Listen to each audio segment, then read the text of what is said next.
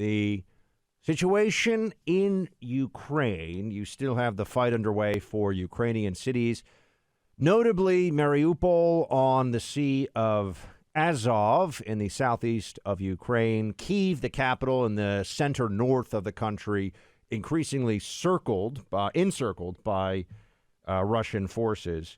And you'll note that there's still a lot of debate, a lot of discussion going on in this country about what the full extent of our involvement should be, although it has moved away from 2 weeks ago.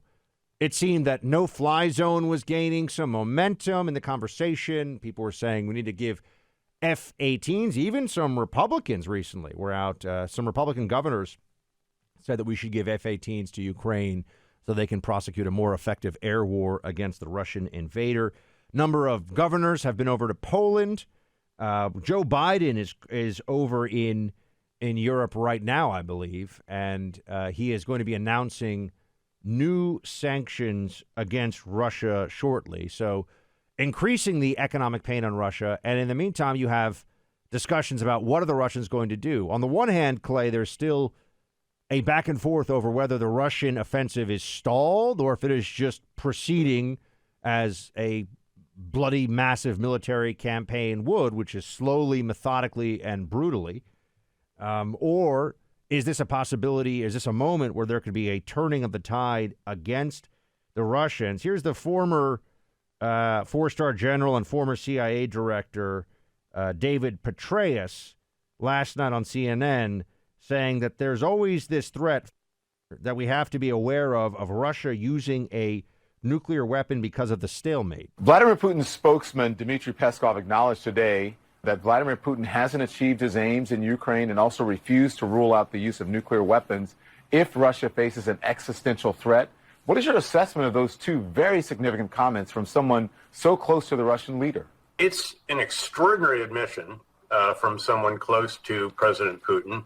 And it's really quite an extraordinary effort to rattle the nuclear saber. Once again, having heard Vladimir Putin do that himself a couple of weeks ago, it's quite worrisome.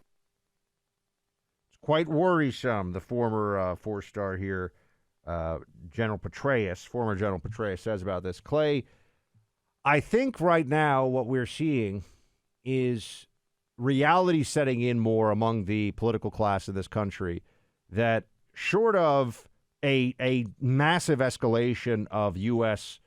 forces in some capacity here, or massive escalation, I should say, of our involvement in some capacity, which would be something like a no-fly zone, this is a war that is going to be determined by Ukrainians and Russians.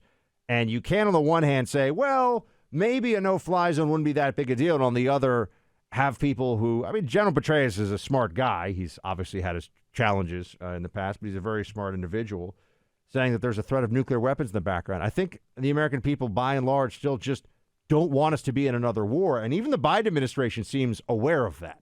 It feels to me, Buck, as if Ukraine and Russia is moving outside of the primary sphere of influence in the United States. And we talked about this early on. How long would Americans care about what could turn into a real slog of a battle? And I think that's where we are now, right?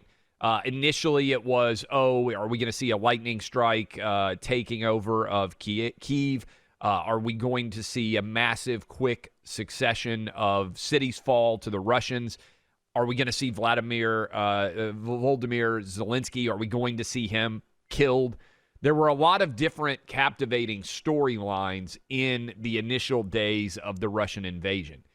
It feels like it's all bogged down now, and that before long, the way this story is going to play out is it's going to be a negotiated settlement that we see play out in the media, where both Ukraine and Russia are looking for the best possible deal that they can get, because what Putin may well have hoped for, which was a rapid victory that was going to be welcomed by Ukraine, has clearly not occurred.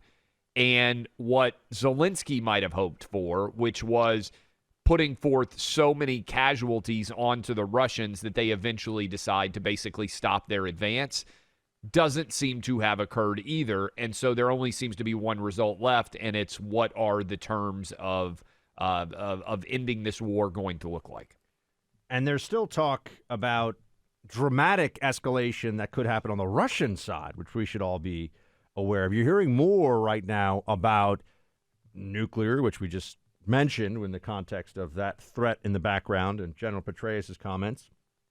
Chemical and biological weapon usage has been talked about, and cyber is getting a lot of discussion, and that they're bringing up as we could all be facing some form of cyber attack here in America. So I think that's one area we all want to be very cognizant of exactly what is being said and how all of a sudden that could be used as a means of making it seem like this war has been brought home to us. Here's Biden. I think this was just yesterday, saying that we could any moment now, Clay, we, meaning America, could get hit with a massive cyber attack from Russia. Today, my administration is issuing new warnings that based on evolving intelligence, Russia may be planning a cyber attack against us. As I said, the magnitude of Russia's cyber capacity is fairly consequential, and it's coming. The federal government is doing its part to get ready, but under U.S. law, as you all remember, the private sector, all of you, largely decides the protections that you will or will not take. Let's just big private sector cyber attack is coming, Biden, the president says. It's mostly on the private sector, so good luck dealing with that. And by the way, I want to dive into this in a second with you, Clay. He also, when he was boarding Marine One, just sort of threw into the mix, talking to reporters, yeah, maybe Russia's going to use chemical weapons here, too. How are you concerned about the threat of chemical warfare right now, that Russia would use chemical weapons? How high is that threat? I think it's a real threat. It's a real threat they may use chemical weapons. Get ready for a massive cyber attack. They're saber-rattling around nukes. Notice, Clay, just in the span of 2 weeks, it's gone from everyone put on your Ukraine flag pin, why aren't we doing a no-fly zone? Where are the F-18s that we're going to give to the Ukrainians to, oh my gosh, they might actually cyber attack us in the homeland and use chemical weapons in Ukraine. It's been quite a shift in tone from the regime. Well, and Russia reopened their stock market in limited fashion today. So I haven't paid attention exactly to what's happened there, but it appears that Russia has weathered the sanctions storm that the international community brought to bear on them, and now is attempting to show strength because however this situation ends up resolving, you know that Putin has to be able to claim, and certainly he's going to claim to his people, that it was a tremendous victory for Russia. And so how exactly is he going to undertake that?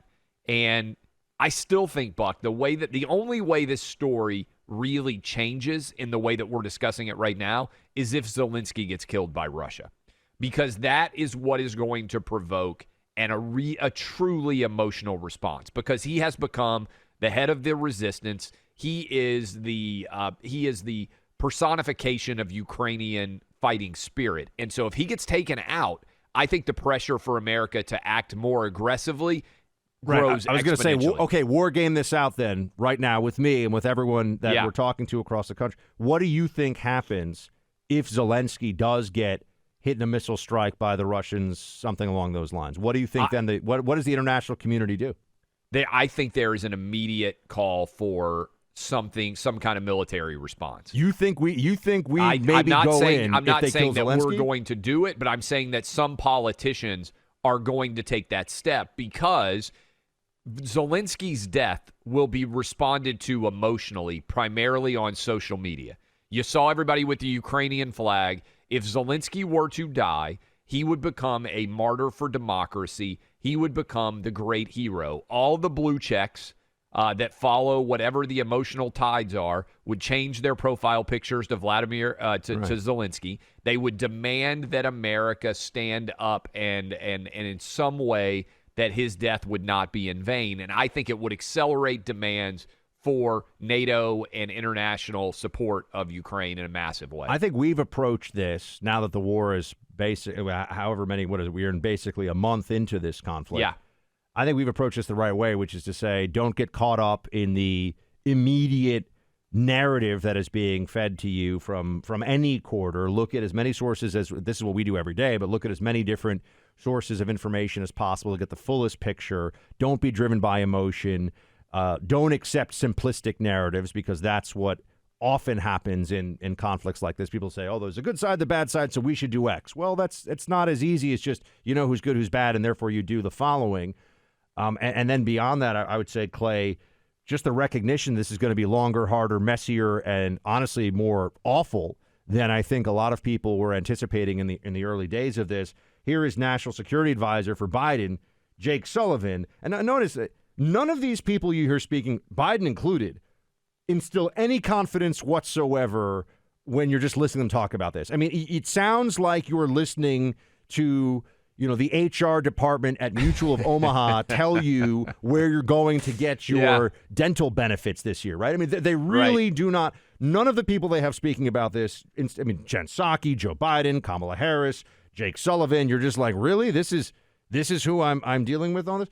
But here he is admitting this war is not going to end easily or quickly. There will be hard days ahead in Ukraine, hardest for the Ukrainian troops on the front lines and the civilians under Russian bombardment. This war will not end easily or rapidly. For the past few months, the West has been united. The president is traveling to Europe to ensure we stay united, to cement our collective resolve, to send a powerful message. To send a powerful message, Clay. That's what we're sending messages, sure. We're taking economic action. We're giving weapons. But I think the reality has set in, and this is what we've been saying here on this show. The Russian war machine is grinding on. It is not stopping anytime soon unless there is a negotiated settlement with Ukraine. And this whole thing is going to be a lot messier, nastier, and last longer than I think the Biden regime anticipated. And a lot of the commentariat was saying in the early days, and they're like, look at the Ukrainians fighting magnificently. Yeah, brave, great, fantastic. We're rooting for them. Not enough to stop the Russian war machine, unfortunately. When you hear Jake Sullivan talk, Buck, do you immediately think back to, why should I trust this guy? He told me that the Hunter Biden laptop was Russian disinformation. I feel like he's the guy that I have to stop from getting a wedgie in high school. I have to push the bullies away, be like, stop it. When you allow yourself to be overrun by partisan agenda-based political crap, which is what so many of these big-time, supposedly trustworthy international affairs, spies, everybody said, I can't trust any of these guys ever again, right? I mean, that is the essence of this. Like, when I hear him talk, I just think, why do I believe you now when you lied to me about the Hunter Biden story? Absolutely true. And yes, your point is well taken. I just think he's also just comes across like a really, right. This is not the guy you want on your team in a debate or in a bar fight, like either one. Like, there's nothing imposing. That's not a good combo. You don't want him on either front. Everybody who was a part of the Hunter Biden, and honestly, I would say the Russia collusion lie as well. Yeah, these are people whom you trust you trust their national security analysis and assessments at your peril, because they've shown that they're unwilling to be true professionals looking at the interests of the American people and American security. And they will subordinate that. Everybody who put their name on that Russian disinformation memo about the Hunter Biden laptop, everybody who was a talking head saying that Trump is in Putin's pocket and we're going to find out any day now, the whole thing's going to come down with the Kremlin running the government. They should never be trusted again. And anyone who listens to them does so, I think. Look, I'll say, I would expect if I had gotten something so wrong that my credibility among any audience would be damaged. But you see, for the left, Clay, the credibility never mattered. It was propaganda, and everyone was in on it, right? So they knew what the game was, and the game was tell the lie that's most necessary and most effective in that moment and do the cleanup later. In fact, my steak's going to taste so good, Buck. Oh, now we're going to Hunter Biden. I'm just saying. I'm talking about. I'm just Jake telling Sullivan you right now. Line. I'm just sitting here now thinking about how good my steak's going to be. When they tell me about the expensive editions, like I can get it Oscar style, or where they put the crab meat on top, that's like an extra $30. We're going to be ringing that register, Travis. I'm not going to hold back at all. I might get an extra side of Béarnaise sauce just 'cause.